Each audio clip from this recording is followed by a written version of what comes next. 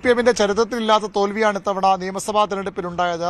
സീറ്റുകളുടെ എണ്ണം കുറഞ്ഞു എന്നുള്ളത് മാത്രമല്ല, സിപിഎം അവരുടെ ഏറ്റവും ഉറച്ച കോട്ടകളായി കരുതുന്ന കണ്ണൂർ ജില്ല സിപിഎമ്മിന്റെ ഏറ്റവും വലിയ ശക്തി കേന്ദ്രം, മറ്റൊന്ന് സംഘടനാപരമായി ഏറെ ശേഷിയുള്ള, ഒരുപക്ഷെ കണ്ണൂരിനോളം തന്നെ സിപിഎം സംഘടനാശേഷിയുണ്ടെന്നവർ വിശ്വസിച്ചിരുന്ന കൊല്ലം, അതുപോലെ തന്നെ വിപ്ലവ മണ്ണായ ആലപ്പുഴ, ഈ മൂന്നിടങ്ങളിലും സിപിഎം നേരിട്ടത് സമാനതകളില്ലാത്ത തിരിച്ചടിയാണ്.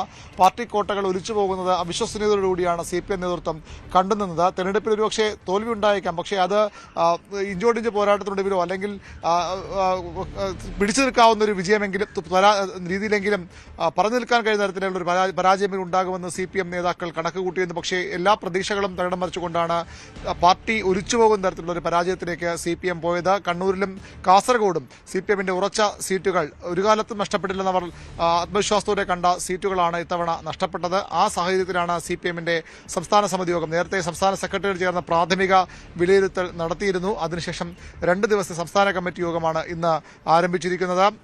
അതിൽ തെരഞ്ഞെടുപ്പ് പരാജയത്തിന്റെ കാര്യകാരണങ്ങൾ പരിശോധിക്കപ്പെടും. അപ്പോഴും ഒരു വിലയിരുത്തലിലേക്ക് സിപിഎം എത്തില്ല. കാരണം പതിവിന് വിരുദ്ധമായി ഇത്തവണ കീഴ്ഘടകങ്ങൾ കൂടി ചർച്ച ചെയ്ത് അവിടെ നിന്നുള്ള അഭിപ്രായങ്ങൾ കൂടി ക്രോഡീകരിച്ച് ആകും സിപിഎം പിന്നീട് ജൂണിൽ സംസ്ഥാന കമ്മിറ്റി ചേർന്ന തെരഞ്ഞെടുപ്പ് അവലോകന റിപ്പോർട്ട് തയ്യാറാക്കുക.